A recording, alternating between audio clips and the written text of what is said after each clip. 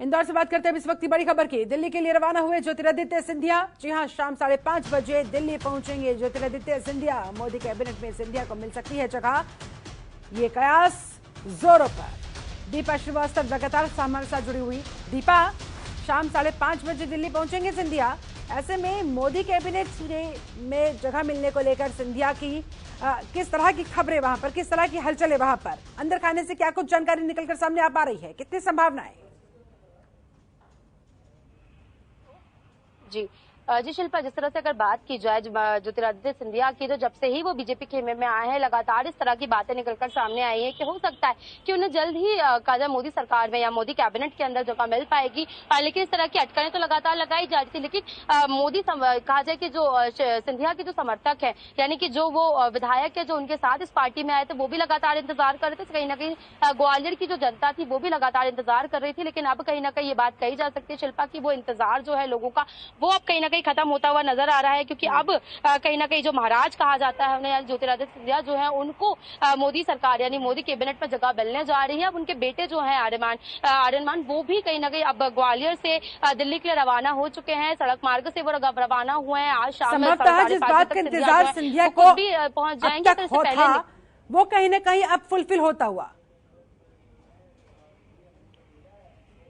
जी, निश्चित तौर पर शिल्पा ये बात कही जा सकती है, सिंधिया कहें या सिंधिया खेमे के वो मंत्री या कहा जाए जो ग्वालियर की जनता है, उन सभी का जो इंतजार था, एक लंबा इंतजार, तकरीबन 1.5 साल का जो इंतजार था, वो अब कहीं ना कहीं पूरा होता हुआ नजर आ रहा है। और कैबिनेट में अब कहीं ना कहीं ये बात लगभग तय मानी जा रही है कि महाराज को कहीं ना कहीं जगह मिलती हुई नजर आ रही है। और अब जो एक बड़ी जिम्मेदारी जो है मोदी सरकार में कहीं ना कहीं वो कहा जाए तो ज्योतिरादित्य क्या बड़ी जिम्मेदारी होगी, इसके लिए करना होगा इंतजार। फिलहाल तो अब यही कि 5:30 बजे सिंधिया दिल्ली पहुंच जाएंगे। उसके बाद आगे का क्या कुछ पूरा इनका रोड मैप रहेगा, क्या कुछ इनका पूरा कार्यक्रम रहेगा, वो भी दर्शकों तक पहुंचाएंगे।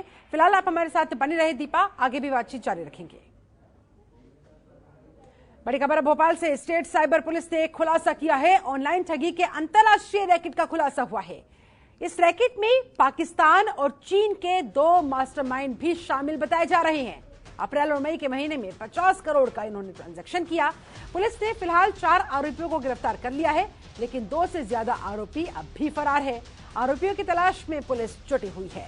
दीपा श्रीवास्तव हमारे साथ, हमारी संवाददाता, एक बार फिर से उनके पास जाते हुए। दीपा, इतने बड़े स्तर पर ठगी का ये रैकेट चलाया जा रहा था, अभी भी काफी आरोपी पुलिस की गिरफ्त से बाहर, क्या है पूरा मामला, जरा समझाए, और कैसे ठगी को अंजाम दिया करते थे?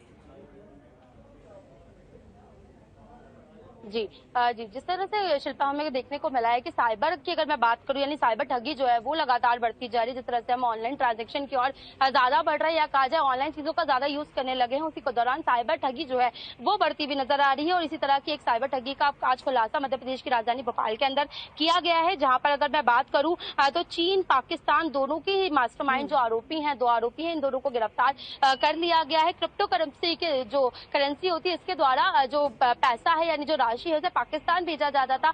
अगर बात की जाए तो जो बात करें भारत की के जो नागरिक हैं उनकी आईडी बनाई जाती थी। उस आईडी से लोगों को सीए और सीएस के व्यवसायिक में जो है शामिल करने की बात कही जाती थी, और उसके द्वारा लोगों को इसमें जोड़ने की बात करते थे और पैसा उनसे हड़प कर इन पैसे को कहीं ना कहीं पाकिस्तान और चीन जो है वो भेजा जाता था। तो निश्चित तौर पर ये बात कही जा सकती है शिल्पा कि एक बड़े ठगी गिरोह जो है उसका आज खुलासा हुआ है, और आगे आने वाले वक्त में हो सकता है कि इस गिरोह से जुड़े हुए और लोगों की भी सामने आने की संभावना जो जताई जा रही। अभी बात की जाए तो साइबर क्राइम के जो कहा जाए जो विभाग है यानी जो पुलिस विभाग है वो लगातार इस पूरे मामले पर जांच करता हुआ नजर आ रहा है। और निश्चित इस तरह के रैकेट्स का खुलासा होना इस समय वाकई में बहुत जरूरी भी है, क्योंकि जिस तरह से डिजिटल इंडिया की मुहिम हम लोग चला रहे हैं, दूसरी तरफ ठगी का शिकार तमाम लोग हो रहे हैं। ऐसे में इस तरह के रैकेट्स का भंडाफोड़ होना चाहिए, और भी ना जाने ऐसे कितने रैकेट होंगे, उन्हें भी रडार पर लिया जाना चाहिए।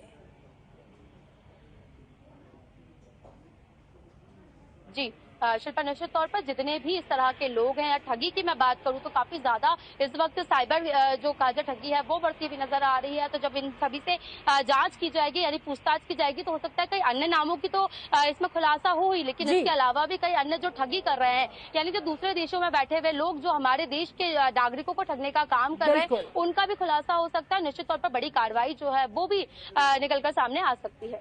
ताकि ऑनलाइन मोड में लोगों का विश्वास और बढ़े, डिजिटल इंडिया की मुहिम को और मजबूती दी जा सके। और ये तभी संभव है जब लोगों को यह विश्वास दिलाया जाएगा कि अगर आप ठगी के शिकार होते हैं तो उसमें भी न्याय पुलिस करेगी। बाकायदा इसके लिए साइबर पुलिस पूरी तरह से एक्टिव मोड में काम करती नजर आएगी।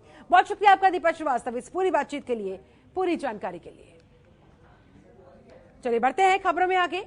मध्य प्रदेश में किसान एक बार फिर से दिल्ली घेराव की रणनीति बना रहे हैं। इसे लेकर किसान संघों में लगातार बैठकों का दौर जारी है।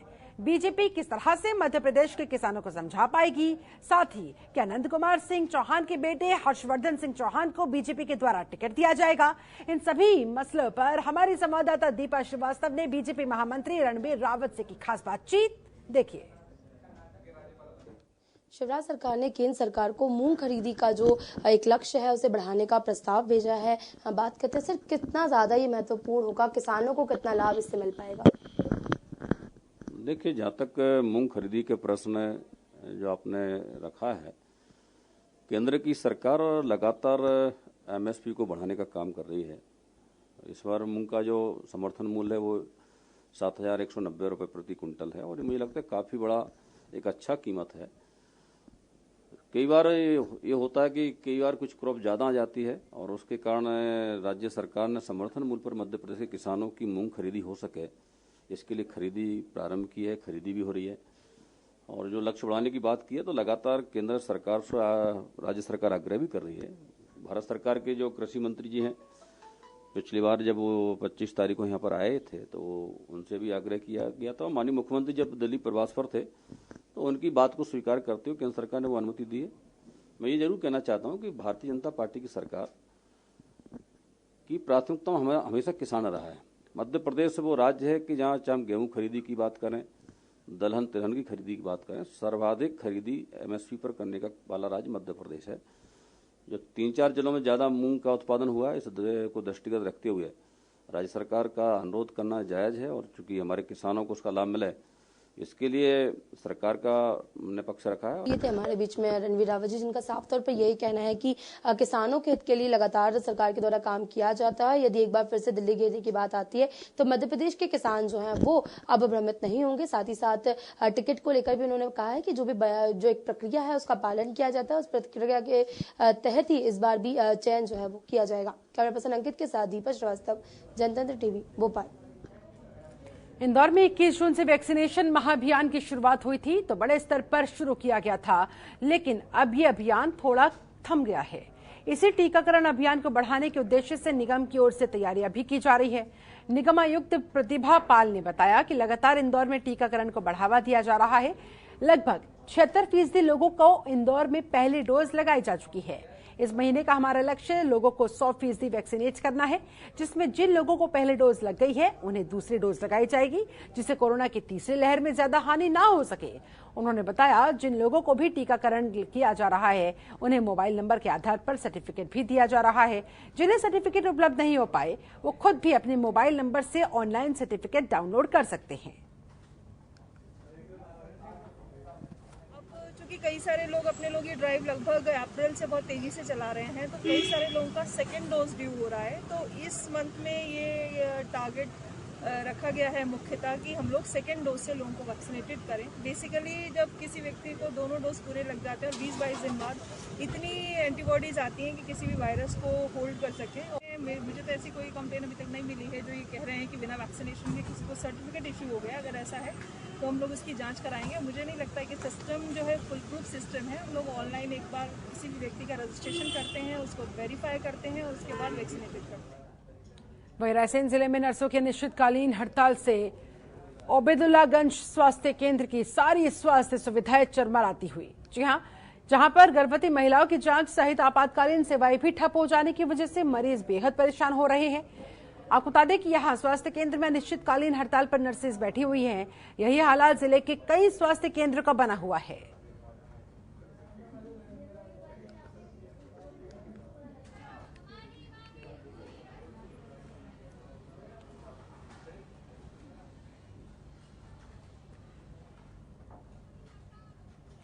उधर मध्य प्रदेश के पूर्व मुख्यमंत्री दिग्विजय सिंह एक दिवसीय दौरे पर इंदौर पहुंचे।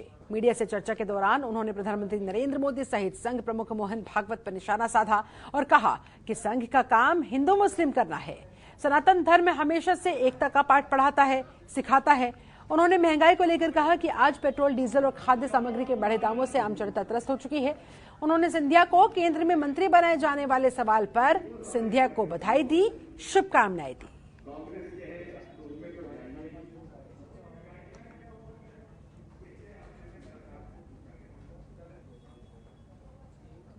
उधर भारतीय जनसंघ के संस्थापक डॉक्टर श्यामा प्रसाद मुखर्जी की आज 120वीं जयंती मनाई गई। इस मौके पर बीजेपी युवा मोर्चा के द्वारा प्लास्टिक मुक्त भारत अभियान की शुरुआत हुई, जहां पर युवा मोर्चा के कार्यकर्ताओं ने भोपाल के बड़े तालाब से प्लास्टिक बोतल और प्लास्टिक के बैग एकत्रित किए।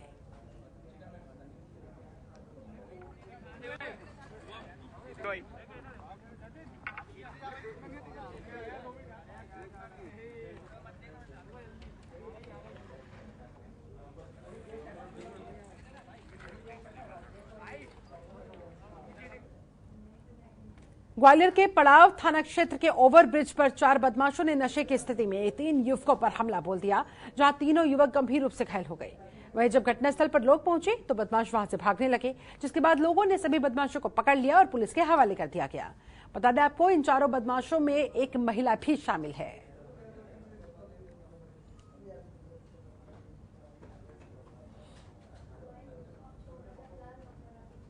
चलिए इसी के साथ मध्य प्रदेश की अहम खबरों में फिलहाल बस इतना ही। आप बने रहे जनतंत्र टीवी के साथ। नमस्कार। खबरों के निष्पक्ष विश्लेषण के लिए सब्सक्राइब करें Jantantra TV and press the bell icon. Never miss any update.